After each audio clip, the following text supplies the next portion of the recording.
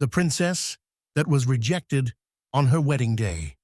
Once upon a time, in a beautiful African kingdom named Atar, known for its rich culture, stunning landscapes, and wise rulers, there lived a beautiful princess named Orla. Orla was the epitome of grace and beauty. At 23 years old, she had a striking figure, adorned in gold jewelry that glittered under the African sun, and wore a red and gold outfit that highlighted her elegance. Her demeanor was calm and composed, earning her admiration and respect from all who met her. But Orla harbored a secret that very few knew, a wild and adventurous alter ego named Minari. Minari was everything Orla was not: daring, spontaneous, and full of energy. She loved to sing and dance, often performing with such passion that it captivated anyone who witnessed it. However, Minari's appearances were unpredictable, and this duality within Orla caused her great distress. The day of Orla's first marriage arrived with great fanfare. The entire kingdom gathered to witness the union between Princess Orla and Prince Chuka, a noble and kind-hearted man from a neighboring kingdom. The royal courtyard was decorated with vibrant flowers, and the air was filled with the sounds of traditional drums and flutes. As Orla walked down the aisle, she felt a familiar stirring within her. She tried to suppress it, but Minari was eager to emerge. Just as the priest was about to bless the union, Minari took over. Orla's calm expression changed to one of wild excitement. Minari burst into song, her voice echoing through the courtyard. She danced freely and without restraint, her movements both mesmerizing and chaotic. The guests watched in shock, and Chuka, bewildered and frightened, stepped back. "Orla, what is happening?" Chuka asked. "Why are you behaving this way?" he added. "I am not Orla," she said, laughing. "I am Minari. Feel the rhythm. Embrace the freedom." Chuka's family were horrified. They whispered among themselves. They could not understand this sudden transformation and viewed it as a bad omen. The marriage was called off, and the once celebratory atmosphere turned somber. Years passed, and Orla's parents arranged another marriage, this time to a wealthy and influential merchant named Namdi. Orla's parent pleaded with her to resist the urge of letting Minari out. They were afraid of witnessing another failed wedding ceremony. Hoping for a fresh start, Orla approached the day with a mixture of hope and fear. The ceremony was held in a grand hall, with hundreds of guests in attendance. The guests whispered among themselves, wondering what to expect this time. As the vows were about to be exchanged, Orla felt the familiar surge of energy.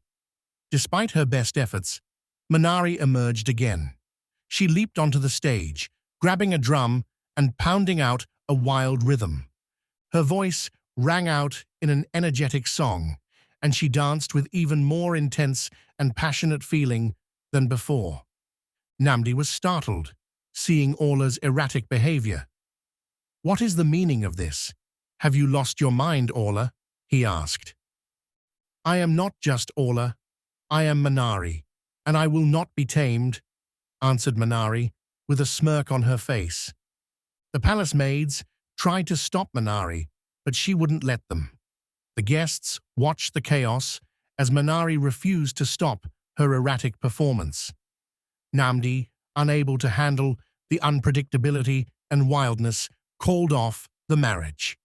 The guests murmured amongst themselves, and Orla was left feeling isolated and misunderstood. Orla's reputation spread far and wide, and no one dared to propose marriage to her.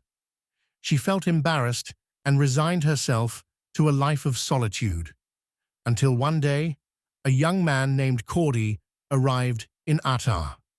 Cordi was different from anyone Orla had ever met. He was kind, patient, and had a deep love for life. He heard the stories of Orla and her alter ego, Minari, and instead of being deterred, He was intrigued. Cordi sought an audience with Orla, and as they met, he looked into her eyes with understanding and compassion. Somewhere deep in his mind, he knew he has found his soulmate. Princess Orla, I have heard of your beauty and grace, and also of Minari. I do not fear her. I wish to know both of you, said Cordi. Orla was taken aback by Cordi's words. No one had ever expressed a desire to know and accept both sides of her. Orla hesitantly said to Cordi, You do not understand, Cordi. Minari is wild and unpredictable.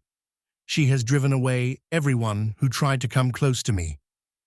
Cordi looked into her eyes and replied, Then let me be the one to embrace her. Let me show you that love can conquer all. Cordi spent time with Orla, learning about her dreams, fears, and the moments when Minari emerged. He encouraged Orla to accept and embrace her alter ego, rather than fight against it. Slowly, Orla began to feel a sense of peace. One evening, Cordi arranged a grand celebration in Atar Kingdom. He invited the entire kingdom and announced his intention to marry Orla. This was after he asked Orla's parents to give him their daughter's hand in marriage. As the festivities began, Orla felt the familiar stir of Minari. This time, instead of resisting, she allowed Minari to emerge. Minari sang and danced, her performance a blend of wild energy and joyful freedom. People wondered how Cordi would react. To their surprise, Cordi joined her, matching her steps, singing and dancing along. The crowd watched in awe, realizing that Minari was not a curse, but a gift. Together, Orla and Cordi created a harmonious dance that symbolized unity and acceptance. This is Orla, and this is Minari. Together, they are complete. Let us celebrate their union, for love knows no boundaries, Cordi announced to the crowd. The crowd cheered, and the atmosphere was filled with joy and acceptance. Orla felt a weight lift from her shoulders, and for the first time, she embraced both sides of herself. Orla and Cordi's wedding was a grand affair, filled with music, dance, and laughter. The entire kingdom celebrated the union of two souls who had found true love and acceptance. Orla wore a stunning red and gold outfit, her gold jewelry sparkling in the sunlight. Cordi stood by her side, his eyes filled with love and admiration. As they exchanged vows, Orla felt a sense of peace and happiness she had never known. Cordi's acceptance of both Orla and Minari had shown the kingdom that true love transcends all challenges. Together, we are unstoppable. I love you, Orla, and I love Minari too. Cordi whispered to Minari, And I love you, Cordi. Thank you for showing me that I can be loved just as I am. Orla replied, smiling. Orla and Cordi ruled the kingdom of Atar with wisdom and compassion. They were beloved by their people, who admired their strength and unity. Orla continued to embrace both sides of herself, finding balance and harmony in her life. Minari's wild spirit became a symbol of freedom and expression, celebrated by all. Together, Orla and Cordi lived happily ever after, proving that love and acceptance can conquer even the greatest challenges. The end.